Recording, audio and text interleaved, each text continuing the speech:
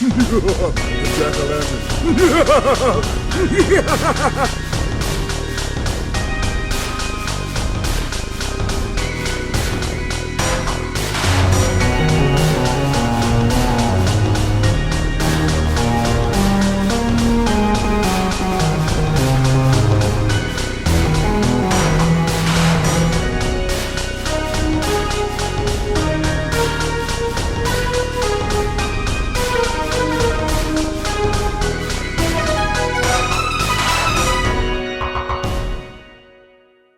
What's up, little cummers? It's Composting back at it again.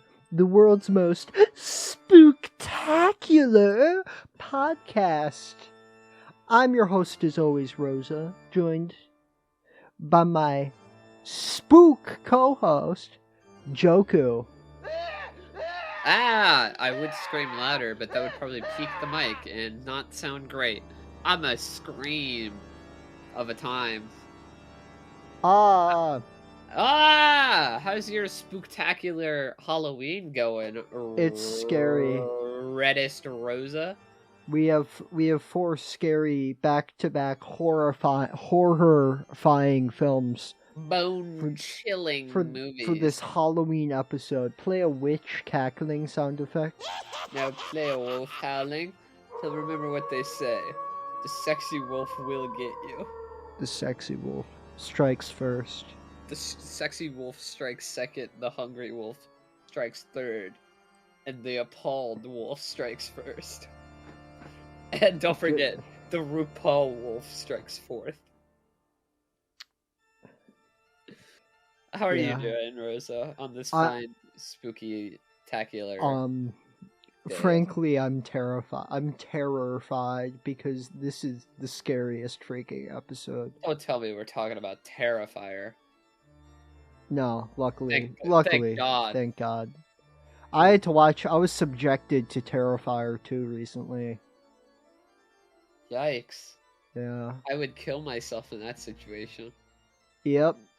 What's up with that schnoz, folks? The scariest thing about that movie is the nose. That was right on the nose. Anyway. Our first spooky movie! Wait.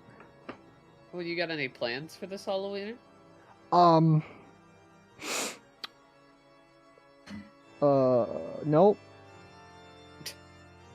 You? I'm probably gonna stay home and watch a horror movie. I'm gonna stay home and drink and cry.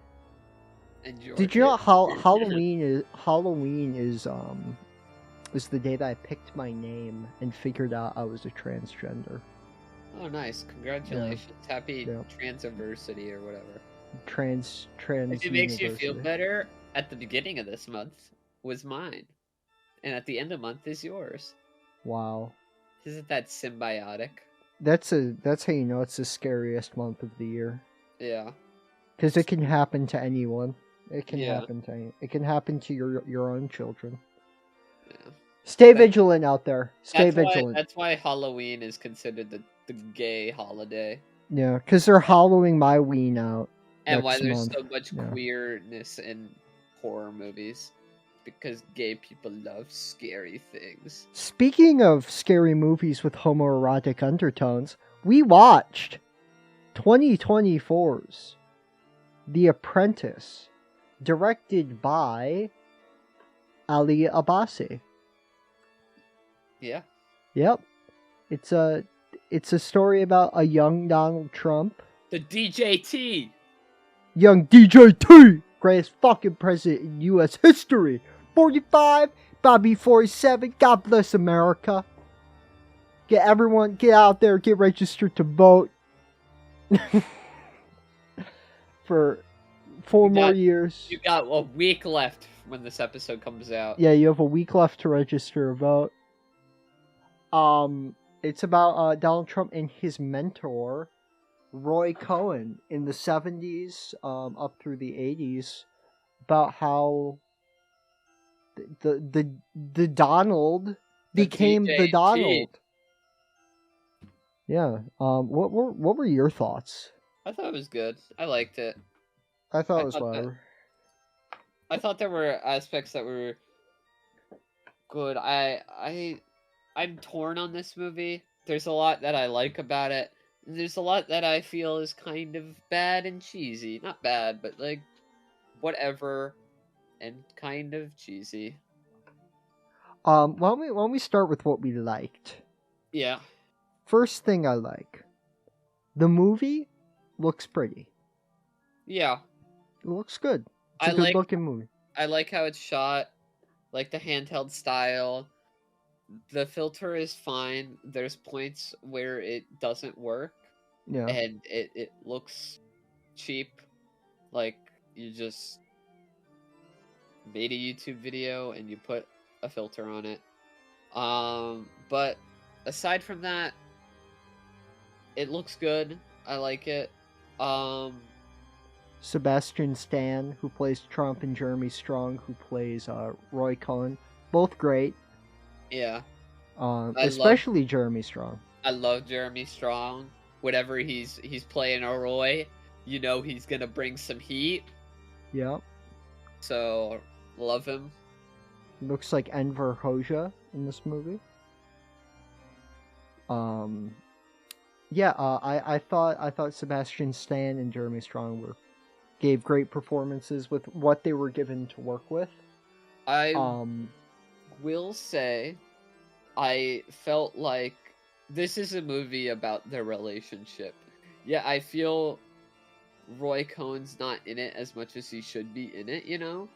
Especially, okay, this is... If we're gonna get into criticisms, I feel like when I was watching the movie, I feel like it should have ended a half an hour earlier than it did. I don't know. Did you get that vibe? No. I don't know. I thought it was fine lengthwise. I honestly I thought it could have gone on for a little longer. There were points where I felt like that that could have been taken out with like just like how fucking cheesy it is at certain points. Yeah. With its fucking like solo origin story type ass tropes that it throws in. Yeah, it's my biggest criticism of it. Like it's just low hanging fruit to like talk about some of the junkiness. Like, okay, here's the thing about liberals and their relationship to fascists. There's this desire to like psychoanalyze fascists and treat being a fascist politician as like, oh, they're like evil and they have to have like a tragic backstory for it to have happened. Like the whole like Hitler became the way he was because of his like dead mother type shit. It's like, no, it's because of class interest and material conditions.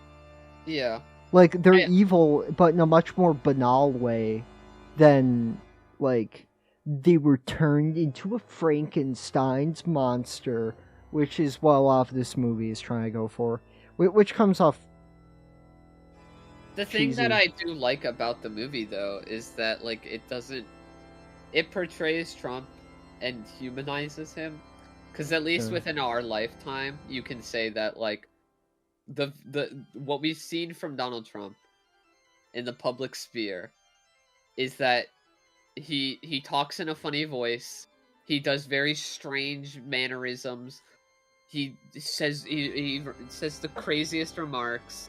Mm-hmm. Like it's just bizarre and like it's from a different planet almost, you know? Yeah. I enjoyed the fact like back then he wasn't like that. You watch like interviews and stuff and like it's like a completely different person. Yeah. You know, it's someone that calls like running for political power stupid. Yeah. Which I think is low-hanging fruit in this movie and how they utilize that. I think it's just like boring and it's like it's nothing really something substantive. It's just like, haha, look, he says politics are stupid. Well, I wonder where he's gonna be in 2020 or 2016. Yeah, it's kind of I always I like to think of the way that liberals relate to politics as like Marvel, you know? And I Yeah. feel like this is like the liberal villain origin story for Donald Trump. Like there's there's like a 2-minute shot of him staring at a Reagan "Let's Make America Great Again" pin. It's like, Yeah. yes, we get it. We get his campaign slogan was inspired by Reagan. Everybody knows that he took the campaign slogan from Reagan. You don't Yeah. need to spend a bunch of time on the fact that he was associated with Ronald Reagan. Every Yeah. billionaire was associated with Ronald Reagan. Yeah, it just is so boring and so fucking just like it's solo story fucking type of shit to be like, hey, how'd you get your name? Oh, you're by yourself? Oh, you must be some kind of Solo. So Han Solo. That's a good name. Like, I don't need every fucking backstory or everything like on a like just told to me. Like, I can I can have things up to interpretation. You don't need to have Ivanka Trump being like, you're getting fatter and you're getting oranger. Um, Like this shit is so boring. I think the movie would have benefited so much without that, or at least yeah, at least like just without it would have been great. yeah, and there's this attempt at like neutrality. Like this film was oh, what's the word I'm looking for? Distributed by a company run by a self-proclaimed free speech absolutist. So you know it's gonna have some like, Well, you know this isn't, the whole thing about why because it's no one because else would take it. no, it's because people like Donald Trump's team were suing this movie and trying to not have this released at all. Yeah. That's why. But it's So weird there's how reasons why that it's like got a limited distribution. It's because like Donald Trump's team is like trying to attack this movie and be able to make it non-distributable. yeah, but they're in the beginning of it, they like try and humanize Donald Trump by being like, isn't it so bad for landlords with bad renters? To which I respond, Mao Zedong had one good policy, and I will not elaborate. But they also treat Trump's father with kid gloves, which I don't. Yeah, I don't that was fuck with. really weird. Like when he's like, I'm not racist. I have a black driver. Where he's liberal, he's racist in a liberal way, which in the movie, which he wasn't in real life. He was in the Ku Klux Klan. Yeah. Like, he was out burning crosses. But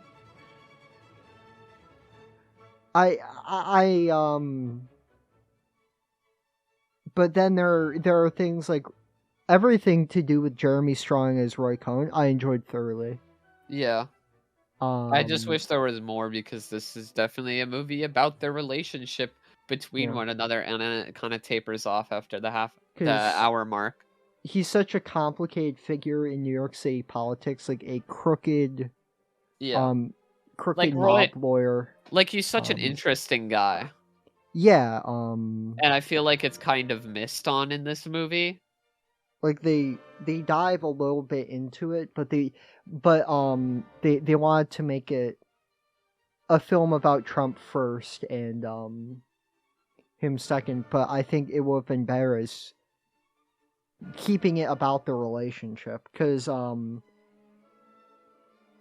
there's a bit of meandering in the towards the beginning of the third act, in my opinion, after Trump Towers opened up.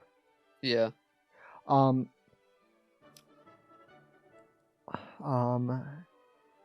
It pays it spends a lot of time with maintaining an accurate portrayal of Trump, but what's funny is that it's usually to Trump's benefit with what a monster he is.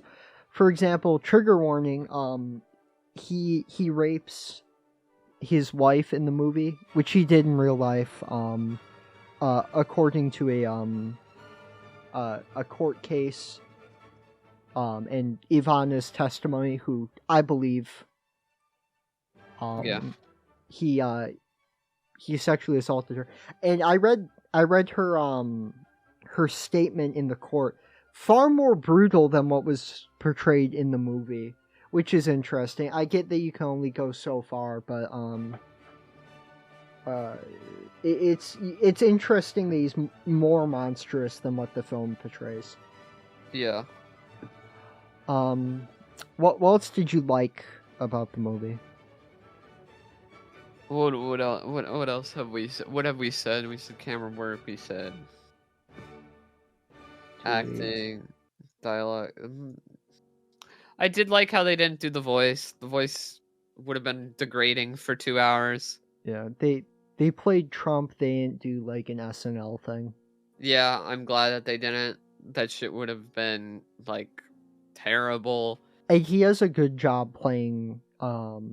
Jeremy Strong was fantastic in this. He did a fantastic job playing Trump, because he did some Trumpisms, but they were subtle enough to where it's how Trump acts when he's not. Did you say Jeremy Strong plays Trump?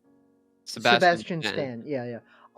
Sebastian Stan does like some Trumpisms, but it's how Trump acts when he's not putting on the persona. Yeah, like he in has more casual interviews. Like he has how his I noticed like his lips kind of move in the same way. He has like kind of the same facial what's the word I'm looking for here? Facial expressions. Yeah, expressions, thank you. As well. He does the gritted teeth inhale. That Trump does. A lot of subtleties that aren't the SNL. Yeah, I like how there's a Citizen Kane poster in his office that's stated as Trump's favorite movie. Yeah. So like there's interesting stuff and there is subtlety, but like there also isn't. And the non-subtle bits stick out like a sore thumb. Yeah. Which is like most things I find. Criticisms are so easy to come by. It's so easy to criticize stuff, I find. Yeah. I find it harder to say why you actually like something. Yeah, it's enjoyable, and it's a unique experience as far as like. And I think it is interesting. Yeah, and I'm glad it's a very interesting time period in New York City, and in Trump's life. Yeah. Because I do think Trump is an interesting person. Yeah, he's an. Roy Cohn is an interesting person. Yeah. It's just that there's some setbacks with just like the lack of subtleties. Yeah, I did enjoy the way that this film handled Roy Cohn's homosexuality and him getting AIDS. Yeah. Because it's established like their relationship was homoerotic in nature. And it's established in subtle ways, and you see him bottoming at a party through a cracked window. Trump notices. And it's just like not talked about until a decade later. Doesn't he go upstairs? Yeah. Yeah. Not a cracked window. He goes upstairs, open the door. A cracked door. Yeah.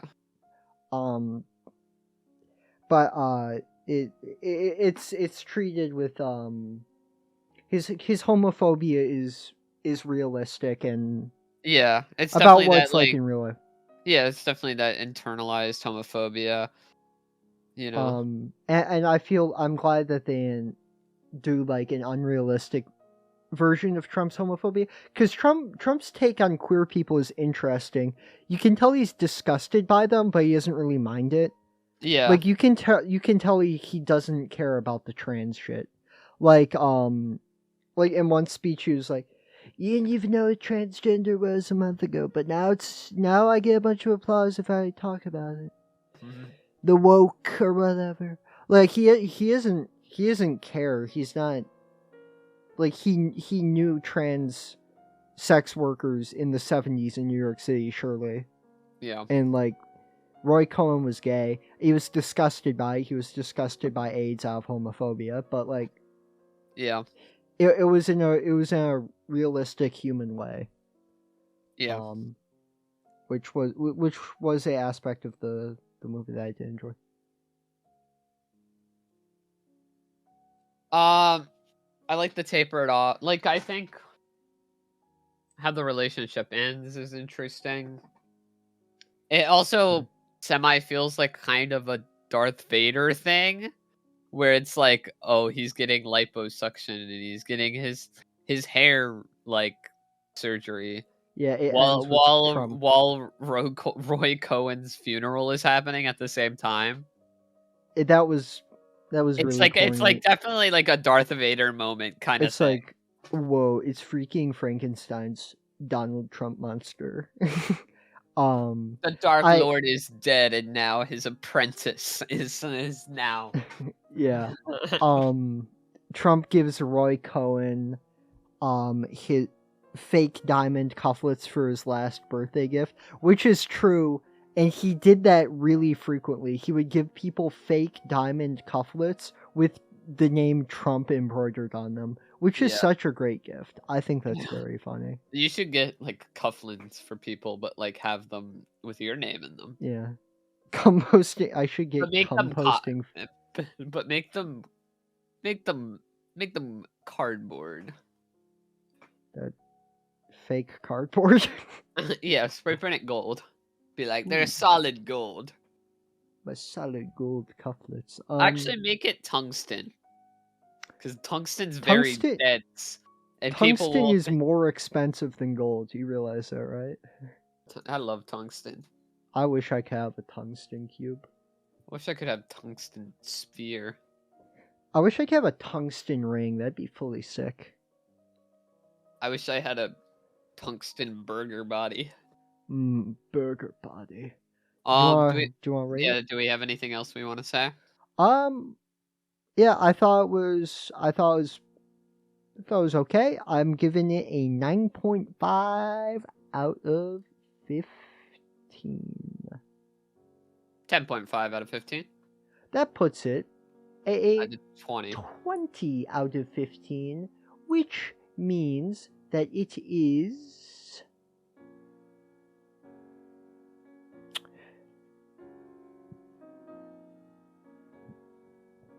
tied with I Saw the TV Glow. I think I Saw the TV Glow is better. I think this is better. But I'll give it to you.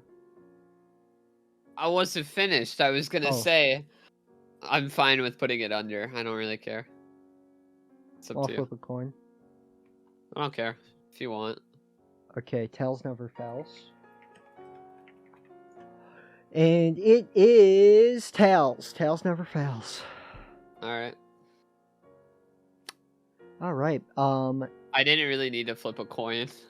I don't know. I was giving it to you, but you just... If we disagree, I think we just do a coin flip. But I don't care. But I don't care. I'm at a point where I'm like, just you have it. You can rank it. Okay. I don't need to flip a coin. Anyway. Next meme. Got a movie here. We do. By Greg Jardin.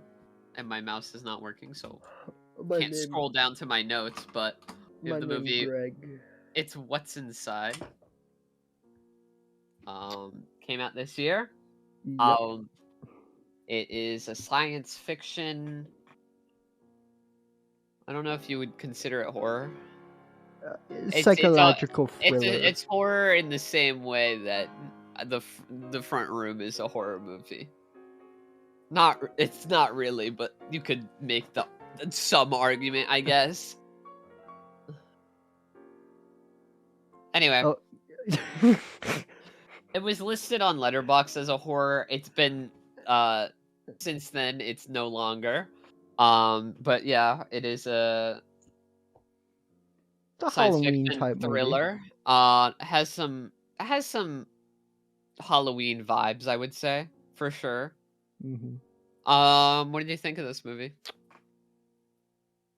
I thought it was cool. It is a movie about a group of friends getting plugged into a machine where their like brains swap between each other's bodies and all sorts of wacky hijinks ensue.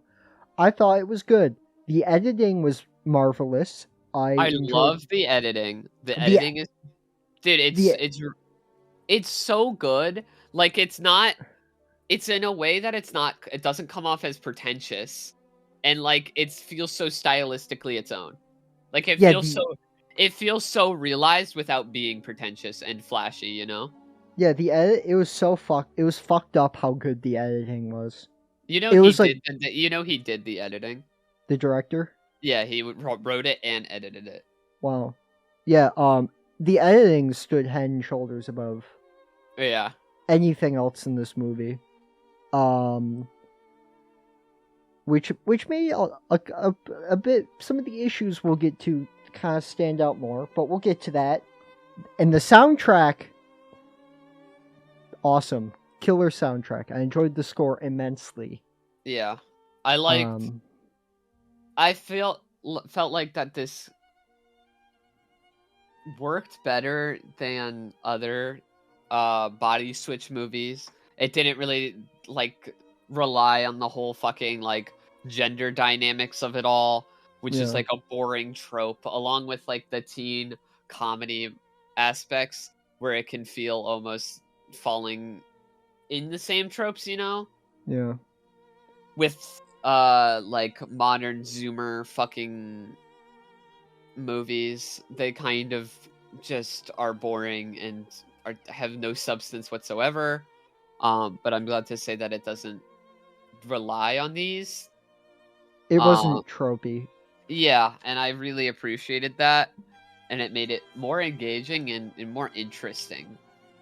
I will say this film did suffer from Zoomer dialogue written by a 40-year-old man. I don't know how else to describe it. Yeah. It wasn't... The dialogue was... I have to say, like, the first 15 minutes of this movie, you're gonna be like, oh, no. I would say, like, the first 5 in the car ride, that's, like, when it kind of switches. Because the editing is, like, really good there. Yeah, it's true. First 5 minutes, rough. Really rough. First 5 minutes, I was like, damn, maybe I should go back to bed. But then you kind of, like, look back on it later, and you're like, okay, I kind of get what's happening. I get it. You know? I was never really confused who was in whose body. I was, after... The second switch was, like... But, like, they show it off. They tell you who's in who. I know. Like, I'm able to be like, yep, I get it. I'm like, it's fun to be like, do you have the whole fucking naming convention with the pin in the photo? I know. As well as, like, it visually shows you. But also, it's like, I barely know these characters. Who the fuck is Dennis? Dennis was the fucking one with the tattoos and the Lambo, right? It was a rhetorical question. Was there a Dennis? Am I crazy? Yeah, there was a Dennis. Dennis was the one with... Well, it was a rhetorical question. Some characters definitely did, like, fucking fade into the background for sure. Like, Maya, the girl with a bunch of tattoos. She had, like, nothing. And then the one with the split hair, the red and black. Like, some characters just kind of got thrown to the wayside. Who were the ones that were fucking on the roof and then they died? Maya and Ruben. Yeah. Okay. I actually did like Ruben. Ruben was like one of the more interesting characters, I will say. He had a lot more screen presence than some of the other ones. It is... It's odd. The dialogue was really rough in this movie. Yeah. By far the weakest aspect of it, and it's very, very dialogue heavy. It's stylistically fabulous. The premise is perhaps the most well executed example of body switching I've seen. Yeah, on, like, the did macro you know it was level. the body swatch thing before going into it? No. Neither did I, and I think that worked a lot better. Yeah, I feel like on a second watch, this movie might my ranking might go down. Yeah. But it was engaging, except the ending was such a dumb twist that wasn't necessary. I thought it was fine. I liked the execution of the twist because it reincorporated something that was established very early in the movie with the backstory. So I think it definitely did work. They pulled it off. Okay. I just think like, I don't think it's a great ending. I liked it, but like it wasn't bad. It was established as what was gonna happen. I just think that the way, again, coming back to the dialogue, the way that the dialogue is executed in explaining that whole thing is clunky. Yeah, it's clunky for sure. I definitely was caught off guard with this new character after the night ended. Except I did enjoy that. It was very jarring because the way it's established is the guy. How it ends is the guy who brought the machine to the party. His sister was a crazy person who swapped bodies with him so she could swap bodies with an Instagram model at the party. Yeah. And kind of fuck everyone over who fucked her. And fuck everyone over. So the guy in the sister's body returns and explains what happened, essentially. Honestly, whenever like that kind of twist was being explained, and like what the fuck was his name? The guy that has the weird facial expressions that looks like Ronald Weasley. I don't know, but he's the guy who brings the fucking switch. Oh, Forbes, that's right. Forbes. Yeah. Like Forbes. when the actual Forbes shows up in his sister's body, I was like expecting it to go on for like 30 minutes, and then it kind of just ends. Yeah. And I was like, whoa, I wasn't expecting that. And it's sort of a movie about like sex and not being attracted to your partner, wanting to be with someone else.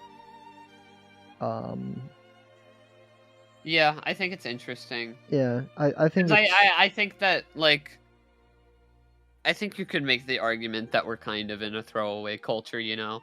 We get stuff very fast. It's every year it's a new fucking product. It's like, oh, time to upgrade your phone. Oh, time to upgrade your car. I'm trying to upgrade my bitch. Out with the old, in with the new, even though the old is like a year old type shit. Wait, you dating a 1-year-old? What the fuck? Oh, yeah. Hell nah. Well, I think you would be dating the 1-year-old in this scenario. What the deuce? What the Mommy Odusa? What the Mommy Oduso 5? Yeah, I think that the plot is good and interesting, except the dialogue just holds this movie way back. I think that it is a film with a like Greg Jardin, the editor, director, writer, is a fantastic editor, a fantastic director, and a mediocre writer, if not. But I also, I feel like you can make the argument that he's a good writer for the stuff that, like, he had to write how this movie worked, how everything like kind of fit together. He's a good macro lens writer, except he's a horrible dialogue writer. All right, there you go. Yeah, like the dialogue in this movie is really bad. Which is disappointing because this movie could have been something a lot better. It could. Yeah. I think it's a good film, but it could have been a fantastic film if it weren't for that issue. Yeah. But overall, I think it's a really good movie, and it's definitely a fun watch.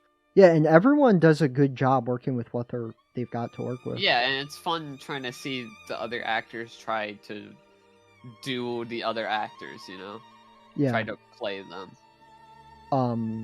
And when, like I said, the editing in this movie is spectacular. I recommend you watch it just for the editing. Like, it'll cut between an actor holding the exact same pose as another actor who's in the actor's body. It's confusing to talk about, but whenever you get it, you like. Whenever you watch it, you're like, oh, I understand what's happening. I get who's in whose body. Like, it makes sense. Yeah. It's also fun trying to piece all the characters together and who's who.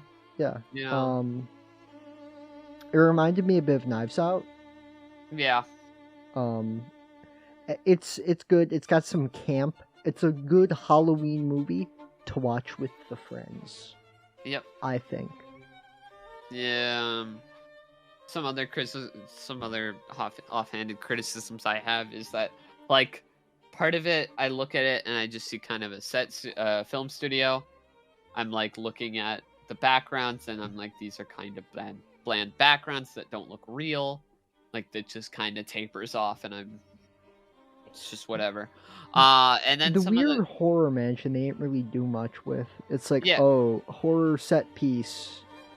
We're making a Halloween movie. I don't know. That was... Yeah, I don't know. Like, is it a horror movie? Is it not? It's not really, I would say. It's a Halloween movie. Yeah. Yeah. Some parts feel a little contrived. I didn't really like the whole pond or the fountain scene or whatever the fuck. What was that? The one where they throw the phone. He calls the police and throws the phone in the pond. To set the guy up for murder, which they clearly is. Oh, I guess he did confess to the police, but that was just weird. That he was like pissed off and whatever. It's just like, yeah.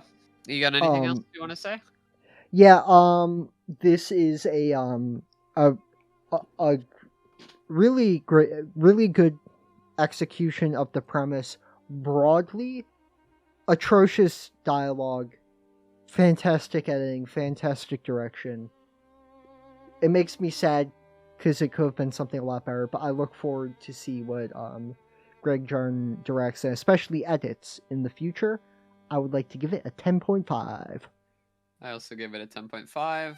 That puts it at a 21 out of 30. Out of 30. Putting it between Miller's Crossing and I Saw the TV Glow. Wait, where did the Apprentice go? Did it go under or over? I don't know. Under. Oh, yeah.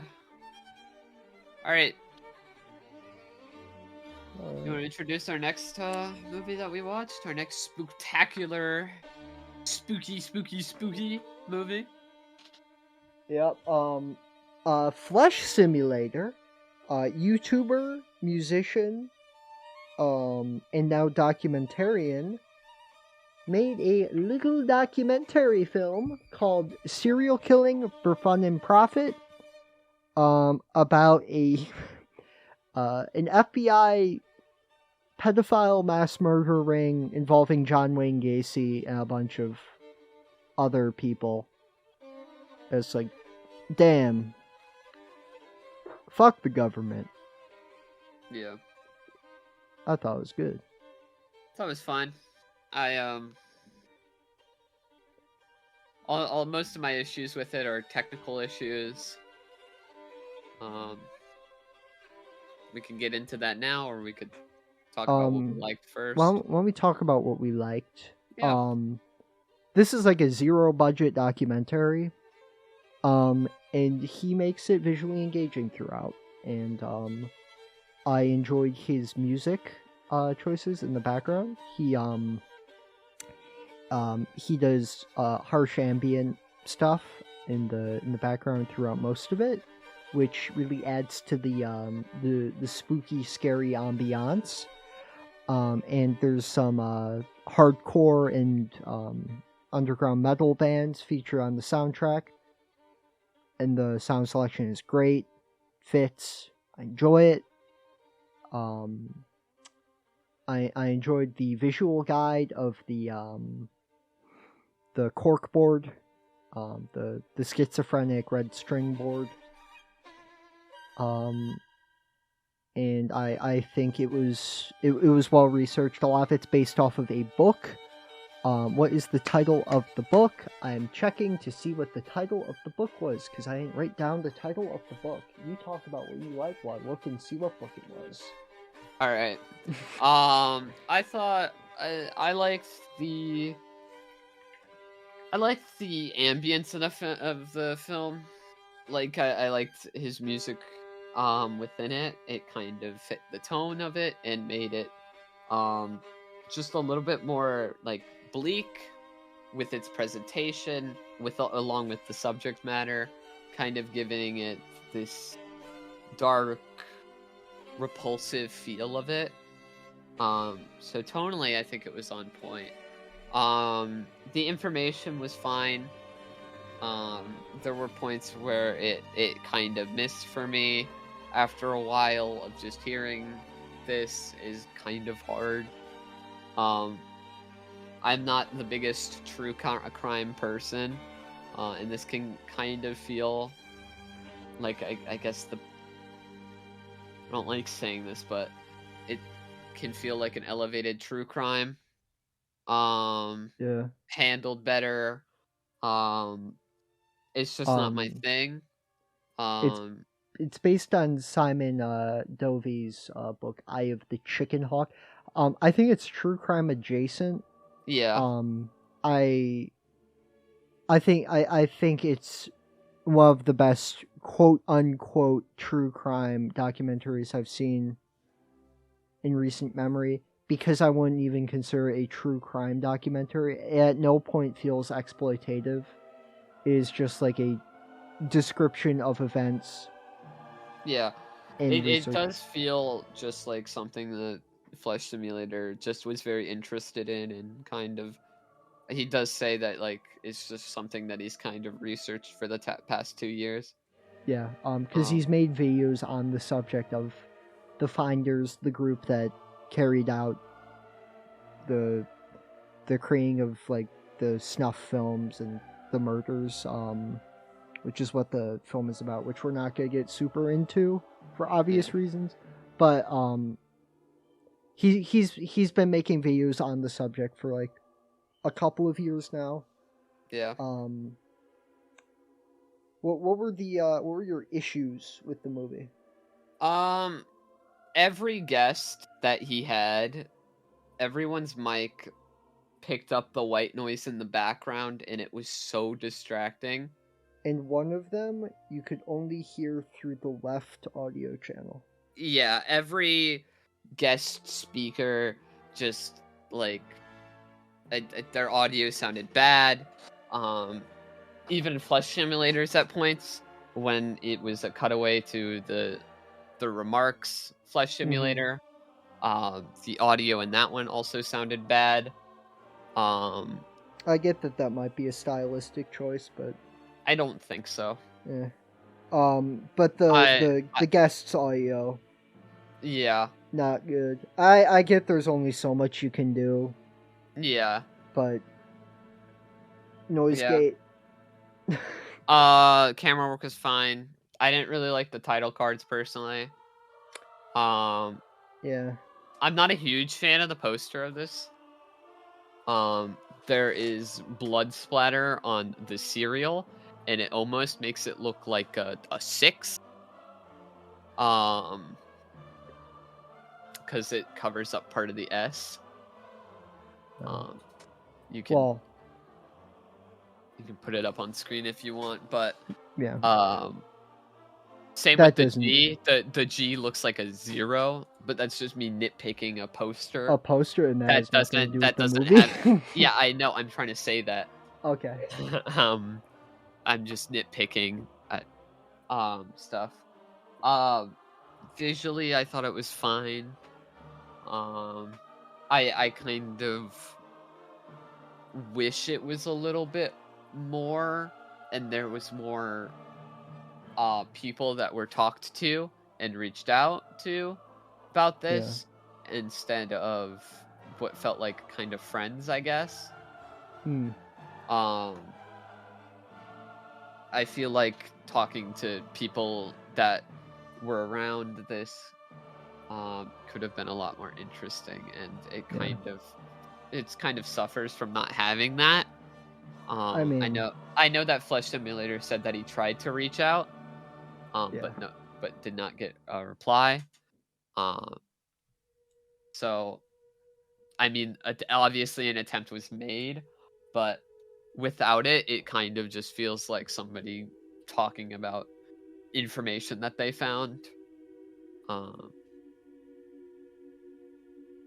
Yeah, those are mainly my criticisms for it. Obviously when it's a very much a solo project, there are gonna be certain things that you're better at, certain things that you're not the best at. But that said, for a debut documentary, I thought that this was very good, and hats I definitely off. do think it's worth the watch. Yeah, very much so. And I'm glad it happened. Yeah, like for a YouTube video, this is like 10 out of 10. If we're rating it on that scale, as a documentary film, I think it's strong. I think it's better than the majority of documentaries about crime on Netflix and shit like that. I think most documentaries on most Netflix documentaries kind of just are like whatever on Netflix at least. Yeah, and I think it's a solid documentary worth checking out and worth talking about. Not long, subpar an hour. Yeah. Yep. Yeah. You ready to score it? I gave it a 7.5 out of 15. I'm giving it an 11 out of 15. That puts it at 18.5. 18.5. Putting it between Will and Harper and The Apprentice. Personally, I think it's lower than Will and Harper, but it's not tied. Oh, it's not tied? Oh, it's 0.5 points above Will and Harper. Oh, my bad. I thought you said tied. No. Anyway, our final spooky movie, Rosa picked it as our movie to watch each week. Would you like to introduce the spooktacular final it's a Halloween episode. Play a skeleton sound effect. Play a screaming sound effect. Play a thunder sound effect. This stereotypical screaming. Play the one that goes like, yeah. You know the one? Thanks for peeking the mic. I'll cut that out. But I'm replace it with. Keeping it. Okay. It was more of a yodel than a scream. Anyway, I picked talk about the movie? Thing. John Carpenter's The Thing from 1982. Yeah. Yeah. It's a film that needs no introduction, truly. Well, wouldn't you like to introduce it, though? But that said, I'm gonna introduce it. Antarctic research base. American guys chilling out. And spooky shit starts happening when this dog being chased by a Norwegian guy and shot at by him enters the base. And it turns out it wasn't a dog at all. It was a freaking alien that can shapeshift and shit. And then guess what? We don't know who is like a essentially like a replicant human, and who is really human. Yeah. It's a very interesting and captivating.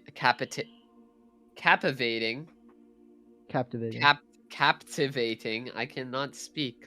every episode I have one of these. Joku can't pronounce a word. This week's word is captivating. But yeah, as I was saying, it is a captivating and very interesting film. About human suspicion, along with just its approach to it. Paranoia and isolation. Yeah. It is based on the 1952 sci-fi book of the same name. And it is a allegory for Cold War paranoia about communism. And it's one of the most well-executed sci-fi horror allegories I've ever seen. The puppet work in this film is over the top good. Yeah. It's absolutely insane, the practical effects in this. Yeah, they do a brilliant, perfect job of making these like inconceivable descriptions of like walls of flesh melted together in inhuman ways. They make those descriptions a reality through brilliant puppet work, the likes of which was never achieved on film before and has never been achieved on film since. It is one of the most edge of your seat horror movies you'll ever watch, all without relying on like cheap slasher schlock trickery of like jump scares and shit like that. It's horror in the purest sense of the word. It's fantastic. Obviously, though, there are some jump scares. The defibrillator scene, that I would consider that a jump scare. Yeah. So I don't consider them cheap. Yeah, they're not cheap. There are jump scares, but they're practical jump scares. Yeah, it's not like loud noise playing in my ear. It's not like, oh, I'm looking at the camera now. I'm in your face. Teehee. It's like building suspense. Yeah. I think John Carpenter is a great director. At least in the horror genre, making some very influential films, along with this and Halloween. But I this one is just so good. Yeah. At the atmosphere of it, just the isolation. You kind of just watch these characters kind of go insane. They don't know what to believe or who to believe. It's just so fun. Every Halloween, paranoia. Every Halloween, I watch this movie for a reason. That and The Shining and The Simpsons Shining. Simpsons Shining is goated, but we're not talking about. We're not talking about that, unfortunately. If we ever do The Shining, I'm talking about The Shining Simpsons. The Shining. The Shining and Doctor Sleep. No, 100%. It's up there with me with like just brilliant horror movies. Yeah. It's fantastic. It's the fucking thing. Yeah. It feels like there's so much yet so little to say. It feels almost like Birth of a Nation, because like the topic has been done to death. There's so many fucking YouTube video essays talking about this movie. Amp Lemon had a good one. Yeah, I know.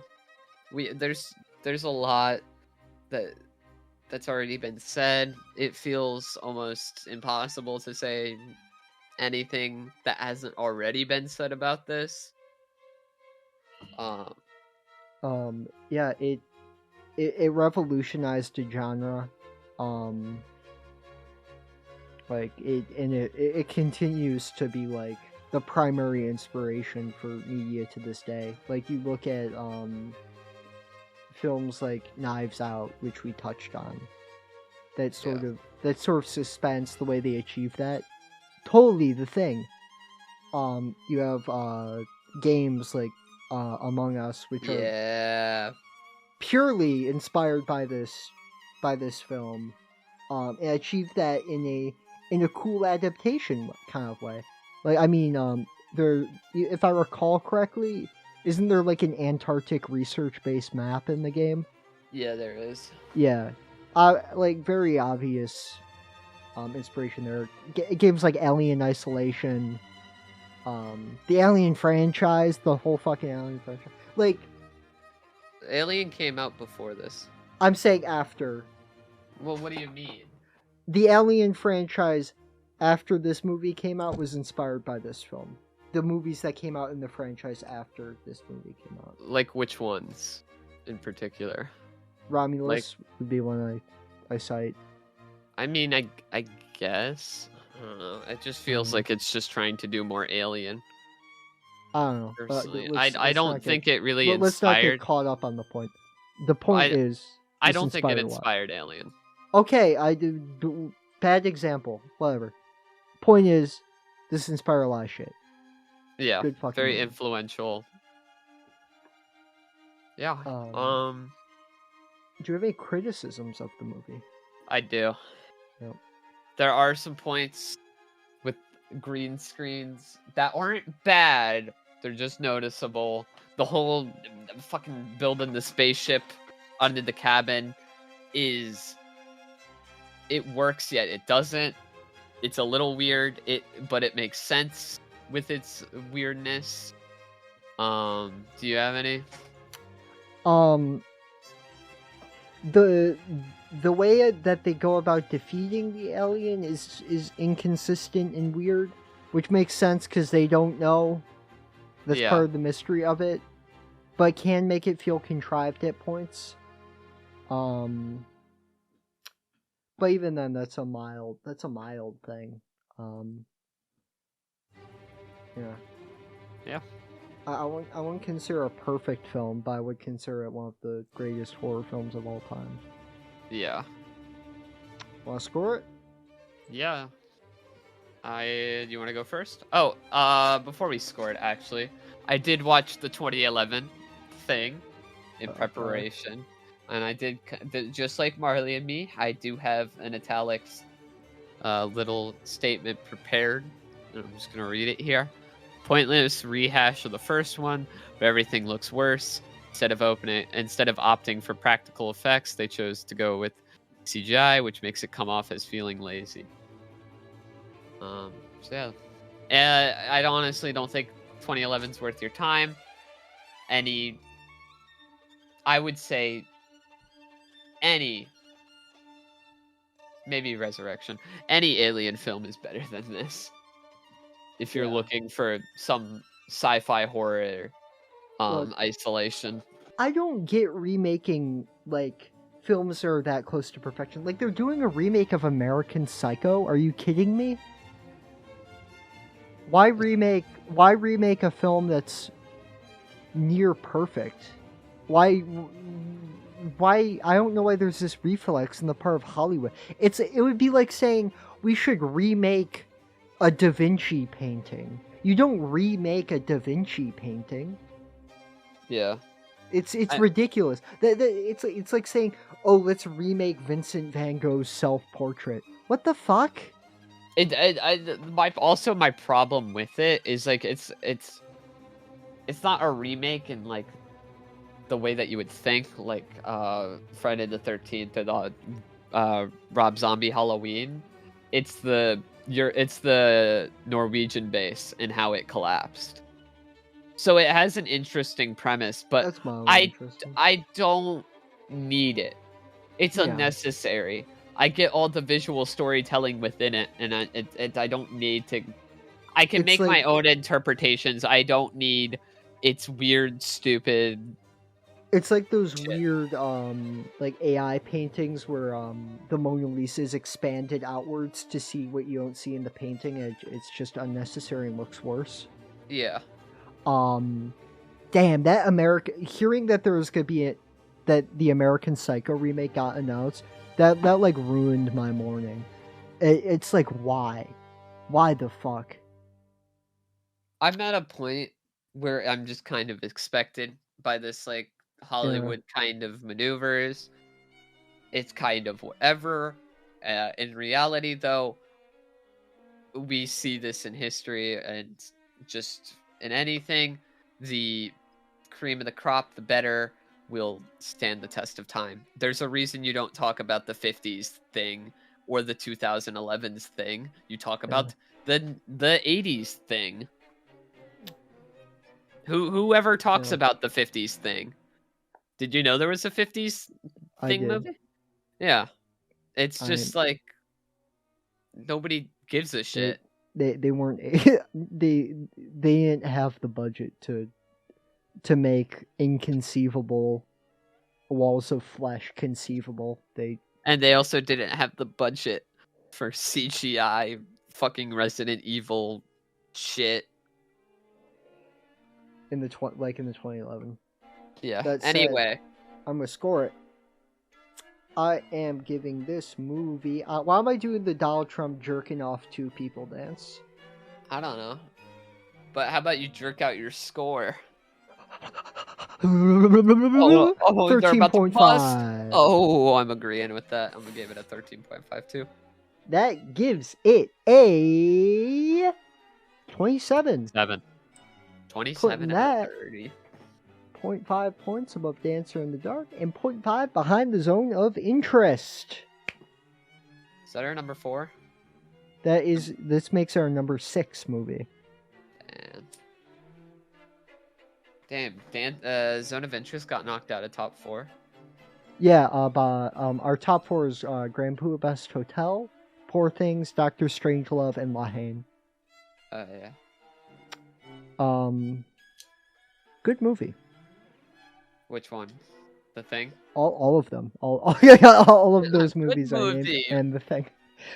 Yeah, I mean, you know, hey, how about this? How about any movie above, like, I don't know, 9.5 is good. Yeah. Wow. Controversial take, by the way. Anyway, last week we asked you to give us your embarrassing date stories, and we received no call-ins. What the fuck? That's hashtag fucked up. Fuck you guys. Moving on to the Q&A. We received no questions. I got some questions. Ask me a question. What's your favorite Halloween candy? My favorite Halloween candy? Ooh.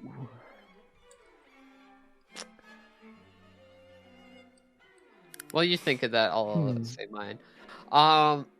This is just like a Halloween candy. I don't know. I don't remember much, but I would say sour Skittles. I'm a big fan of sour Skittles. So if I get those, that's a win. Almond Joy. Such an out-of-pocket answer. What do you mean? Dude, Almond Joys. I'm not gonna lie. We got a bag of Halloween candy for the house, the miniatures. I stole all of the Almond Joys. No almonds for the kids. They're in my drawer. They're in your jorks. They're in my drawers. Alright. My second question. This is just a question that's like I've been talking to people about this. And I think it's an interesting subject. I love fruit as much as the next person. What are your top 3 fruits? While you think of that, I have mine prepared. Okay. Mine are kind of, I would like to say, a little weird. We have mango, lime, cranberry. It's a very it's out of pocket, but when I say that my criteria is just kind of everything, including like what flavors it can be turned into. And we mean cooking fruit, correct? Or no, I'm eating, cooking. I'm taking into account all. I mean in terms of how we're defining fruit. What do you mean cooking fruit? Like in cooking, a tomato is not a fruit. But in terms of like fucking tomato soup, like if there's I'm saying that fruit. The term fruit is defined differently if we're talking about like fucking botany or whatever the fuck, and cooking. What are conventionally vegetables and thought of or perceived as vegetables are vegetables. Okay. And I just want to clear that up.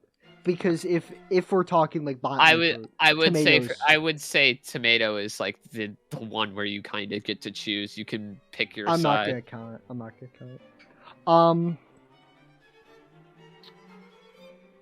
Dude, it's hard because I like my perception of fruit is biased by annoying orange characters. So like, I want to say passion fruit. I want to say passion fruit. Have you ever had a passion fruit? No. Yeah. Marshmallow, because they're favorite. That's my favorite, dude. I thought for like a week that marshmallows were fruit because of annoying orange. I was like, oh my god, that doesn't make sense. How the fuck do they grow marshmallows on trees? That's fucked up, bro. That is fucked up, bro. I'm gonna say like a flower bud. Let's say number one fruit. Orange. Annoying orange or just regular orange? You have to pick. They're two different things. Annoying orange. Alright, by the way, you can't kill annoying orange or get anything out of him except like jokes and seeds. That's all I want. Number 2, Grandpa Lemon. Lemon's just such a... I would never eat lemon, unlike you. But lemon slices in like drinks and shit like that are really good. I use lemon in cooking so much. Like, yeah. The lemon... God damn. Lemon and lime, like, they are the cream of the crop of fruits. I think they are so fucking good. Lime is less usable in cooking. I still think it's very usable. There's a lot. I think for number tacos, 3... you get lime. Also, like calamari. That's lemon. There was one other that I just had in my mind, but it's used in Mexican cooking a lot. Yeah. Like I put in guac. You have to put in guac. Lot of stuff you use lime for. But I'm more. Most of what I cook is either French or Italian. So, I digress. Number 3 favorite fruit. I think I'm gonna go with cherries. Oh, what kind of cherries? Black cherries or just cherries? Black cherries. Nice. That is a solid lineup. Yep. I personally when it's cherry season in New York, I'll like get a bag of cherries and I'll just like eat the fucking bag of so fresh addictive. Cherries. Fruit, like those like blueberries, grapes, cherries, they're so fucking addictive.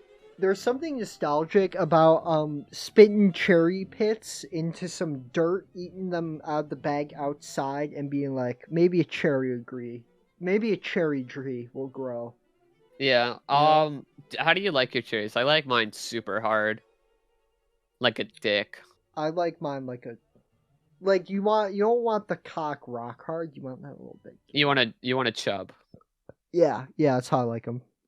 All right. Where you already said your plans for Halloween. Do you hand out candy?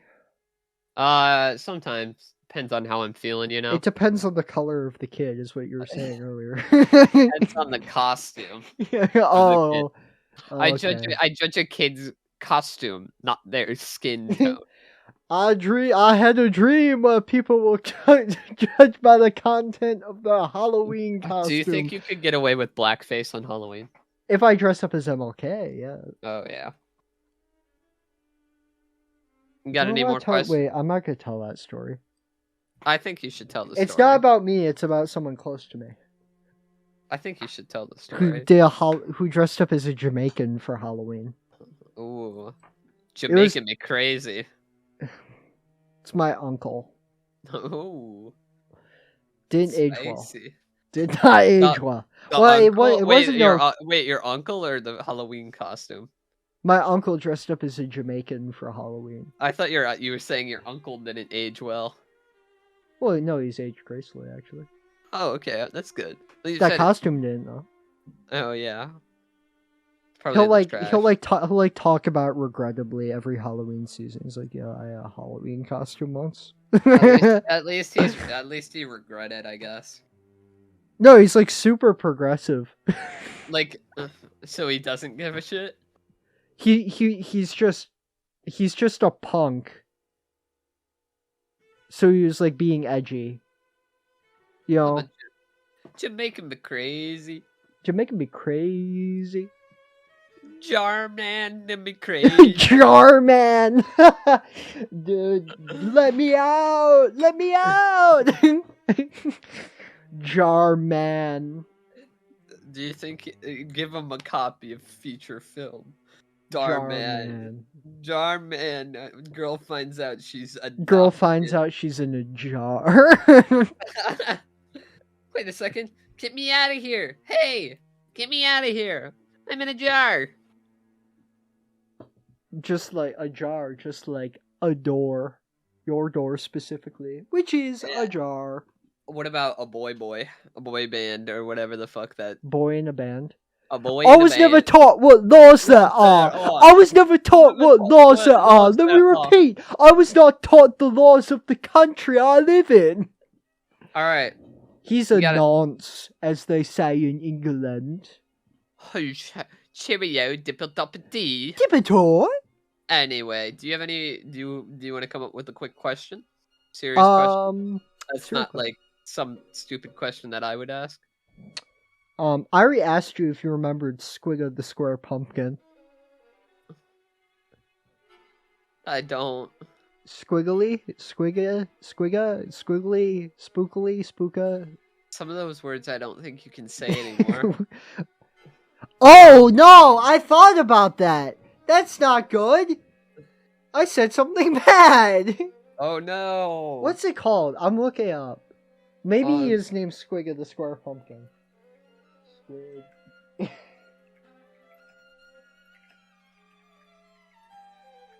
How are you feeling this Halloween season? Spookily? I wasn't even close! No! No, it has spook in the name too. I look so racist. Nice! God damn it, man! Anyway. That was ignorance, not malice. Here's a question for you. What was your most memorable Halloween costume? I don't like Halloween costumes. I don't do them. I dressed up as E Honda from Street Fighter. Ooh. I did the face paint. It was like sick as fuck. I got a sumo costume and then I did the E Honda face paint. Slit your eyes? No, I didn't. I put my hair in a bun, but I didn't do You seem so like racist. Offended by that. You were like, no. No. No. I didn't do yellow face. No. The woke left probably does think that sumo costumes are problematic. Wokies. Wokers. When are we getting the new norm? Like the next episode? Dude, he keeps cock teasing me. He's like, here's your next character, you love it? Dirty slut. Dude, I want just the tip. Fucking hard as fuck for the new norm. Dude, you want to hack the new norm servers and like look at all their new norm database. All right. That's what new norm would be sound like. Do we have anything else we want to say? O.J. Simpson did nothing wrong. What movie would you like to watch for next week? I have a movie selection. It's been a while since I've recommended a bad movie, I find. Yes. So I felt like that I would recommend this notoriously bad film. I don't know what you would consider it. Maybe an anthology film. Not quite sure. I am recommending the movie 43. Movie 43. Movie 43. Movie 43. It is directed by a shit ton of people. Like a lot. It is a bunch of short films in one. We'll be talking about this next week on election day. So this is gonna be I could have picked election, but I chose movie 43. We might not have a democracy anymore. This might be our last episode living in a sort of a democracy. Yeah, next week, a week after, we'll be in communism town. Yeah, communism. Anyway, thanks for coming on this journey with us. I'm a Joku lantern, and I'm a Rosa lamp. And we're spooky composting. Spooky composting. I fucking told you last week that we were doing that. You fucker. You fucked up. You've gone up.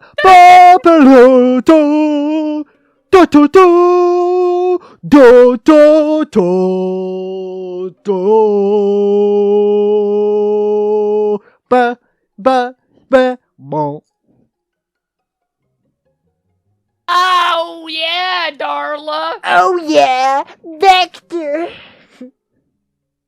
How would you think of that episode? I thought it was good. I thought it was really good. Oh yeah, Vector.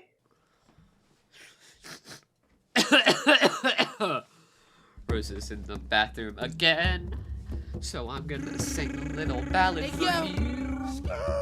It's a song about my favorite fruits. It's a song that's about my favorite fruits. My favorite fruits are mango, lime, cranberry. Those are my 3 favorite fruits.